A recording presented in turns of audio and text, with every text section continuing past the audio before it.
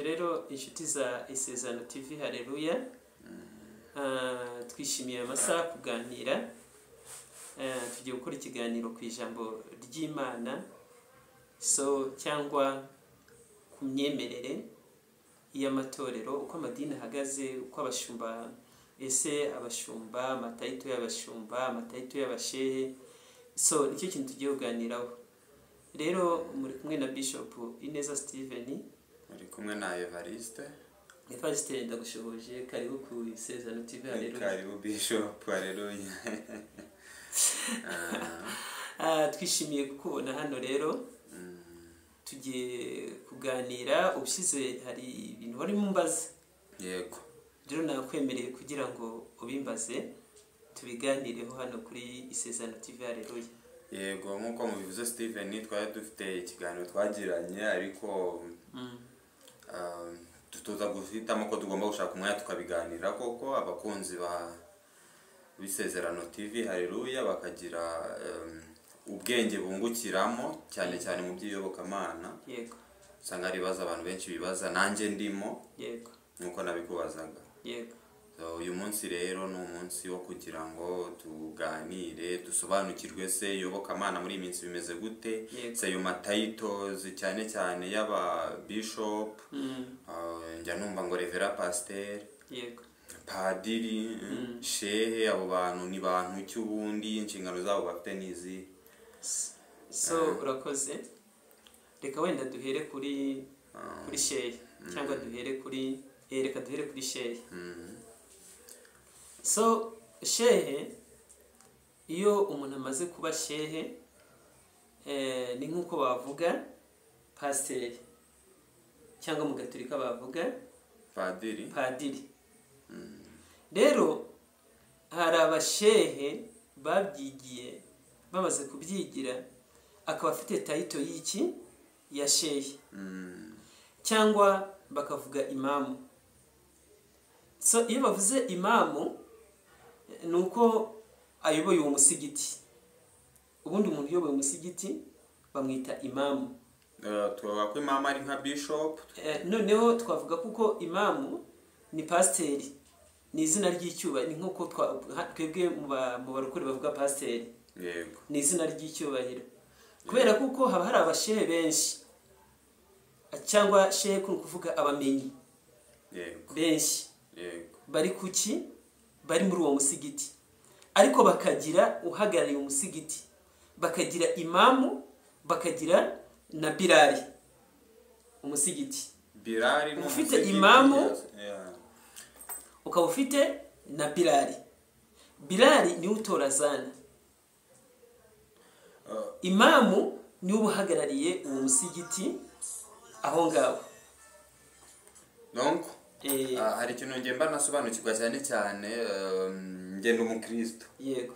Twumva ibintu bijyanye na Islam bisa naho mba nta bumenyi buhagije mbifiteho, ariko mwebwe byose hari ikintu bamubiziho kandi cyinshi. Yego.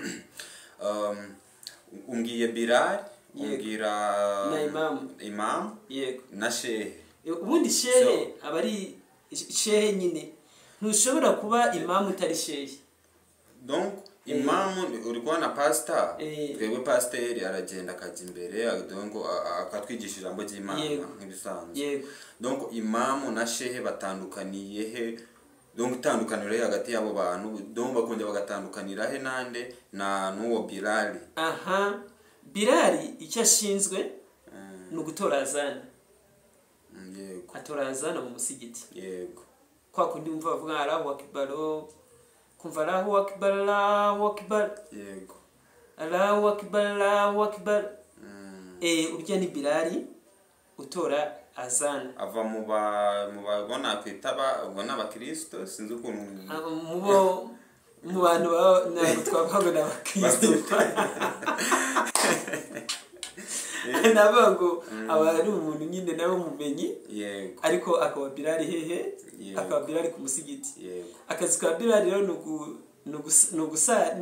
no gutora azana, no gukinga umusigiti, no gutunganya mu musigiti. Niko kazi kiwe. Nicyo kintu ahemberwa. imamu rero navuze ngo abashehe bari benshi mu musigiti, ushobora gusanga n'umusigiti wose abantu barimo bose ari bashehe. Rero ari bashehe ari bahaji, ariko ugasanga noneho bafite imamu icyo gihe ni ubuyoboye mu musigiti, uriho babashehe, uriho babahaji, uriho bahajati, uriho ba Bilali, uriho n'abamamu n'abajya inyuma ya imamu igihe imamu ari gusarisha. Kimwe nuko umuntu wagiye hari imbere mu ntuza ashobora kuba ari shehe cyangwa undi muntu wese ashobora kujya kuri mimbari agasarisha. Gusarisha ndi kuvuga agasengesha. Yego bose bagomba kumujya inyuma. Ariko uwo musigiti ugomba kuba ufite imamu uyobora.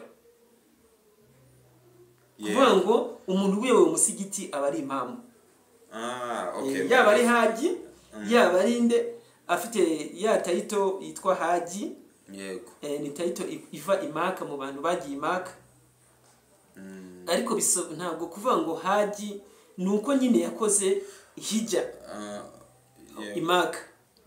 Ariko nawe burya bari shehe. Arakoze ugarutse ku kintu nashaka kongera kubaza, ni gute umuntu abona iyo tayito? Icyo kintu nashaka kukibaza ariko urakoze kukigarukaho. Uburyo nyine umuntu ashobora kubona iyo tayito, uri kubona wenda nk'abapadiri uragenda ukiga, ukamara imyaka mu mashuri, ukazageraho ugasezerana, icyo nakwita nko gusezerana, ugahabwa iyo tayito yo kwitwa padiri. N'abariya rero dore ikibazo ukuntu kiri Evariste. Nabo bariga biga icyo bita idini. Biga iyo utangiye kwiga Ubusilamu, usibye wenda babuvukiyemo sinzi niba ibyo babyiga, utangira wiga icyo bita sira. Sira ni mu rurimi rw'icyarabu, ni amateka y'intumwa y'Imana Muhammad SAW. Noneho barangiza bakiga icyo bita tawhid. Ni ibiki? Nago ni imyemerere iyobokamana, tawhid. Bakiga icyo bita sira, nako bakiga icyo bita hadisi. Hadisi ni amagambo intumwa y'Imana yagiye ivuga, ni igitabo kirimo amagambo y'intumwa y'Imana Muhammad SAW. Yagiye agenda agira gute? Yagiye agenda avuga. Noneho ubwo akaza kurangiza akiga Qur'an.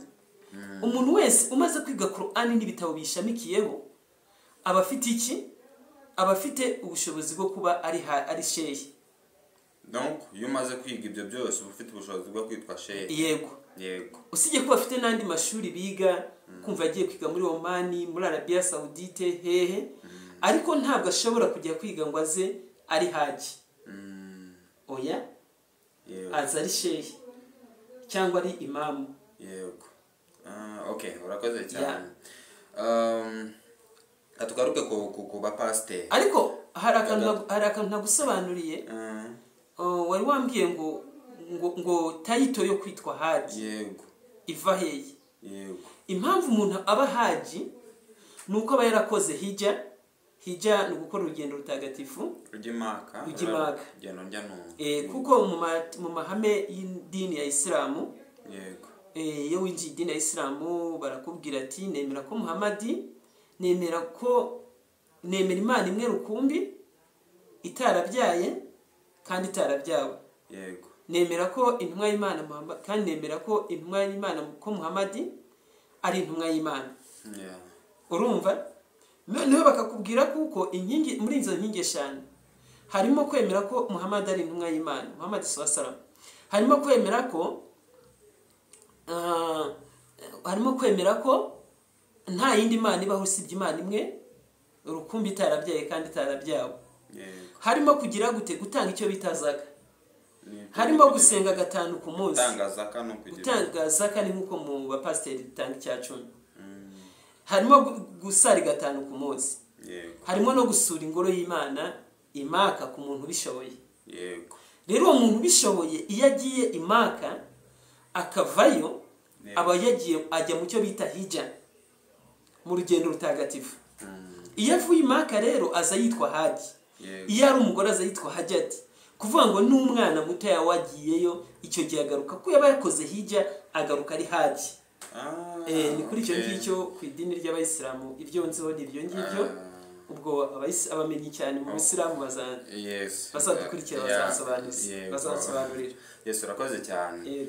Akatugaruka ku matitles yo mu cyane cyane mu hano tugira abapasiteri abo bita ngo ba revera pasiteri. Ikibazo cy'ingenzi mfite cyane uriko na pasiteri ari ukuntu afite nk'umugore. Yego. Umugore ugasanga bamwita mama pasiteri. Yego. Ubundi Bibiliya ntago ipresiza ngo ivuge ngo umugore yemerewe kwigisha mu rusengero. Ese mama pasiteri na pasiteri umugabo we inshingano zabo ni izihe mu kuyobora itorero ry'Imana? So aho ngaho ndagusubiza ku kibazo cya mbere mbajije.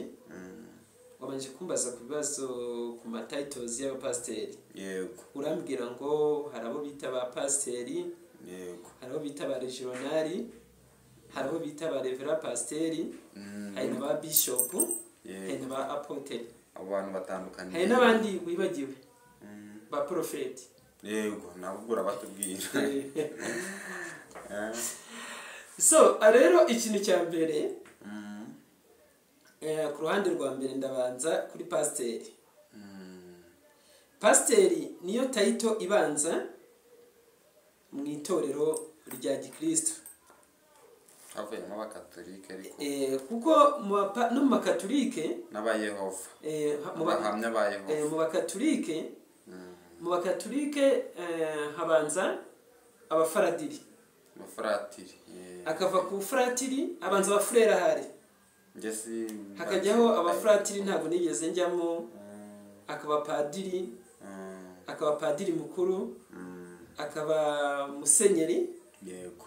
Akaba n'ibindi hariya nyine bafite amanuza yabo ntabwo mbizi, ntabwo nigeze mu munyagatolika. Yego. Ntabwo nigeze nsoma ibitabo byabo cyane.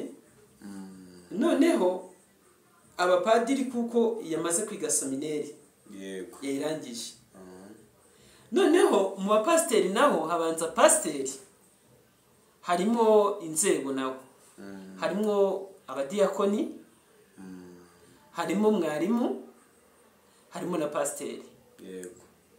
Pasiteri rero icyo gihe abavuye kuri mwarimu akaba pasiteri bakamusengera ubupasiteri. Urumva? Yego. Noneho iyo uvuye kuri bariya nanone uragenda ukazamuka. Noneho hakaba pastor regionali. Pastor regionali. Regionali ni ukuvuga ngo ni umuntu uyoboye region. Yego. Ubwo bari nko mu gace runaka. Wenda bakavuga ngo ni region ya Kigali. Yego. Ubwo hari abapasiteri batoya bari Nyarugenge, kuri ADPR Nyarugenge, bari ku Muhima, bari hehe, ariko bakaba bari muri region ya Kigali. Yego. Bakaba bafite pastor ubakuriye. Yeah. Uwo ni regionali. Noneho hakaza revera pasiteri. Yego. Revera pasiteri nawe niranka kuko bagenda barutanwa. Urumva? Uwo revera pasiteri nawe niranka kuko niranka navuga ry'ubupasiteri twagiye munuza mu buyobozi. Tugira mudugudu, tukagira wakagari executive, tugira mutwara sibo, tukagira mudugudu, tukagira mutekano, tukagira ntuza gitifu akagari, tukagira gitifu umurenge. Ntuzigiye kutuvangira rero.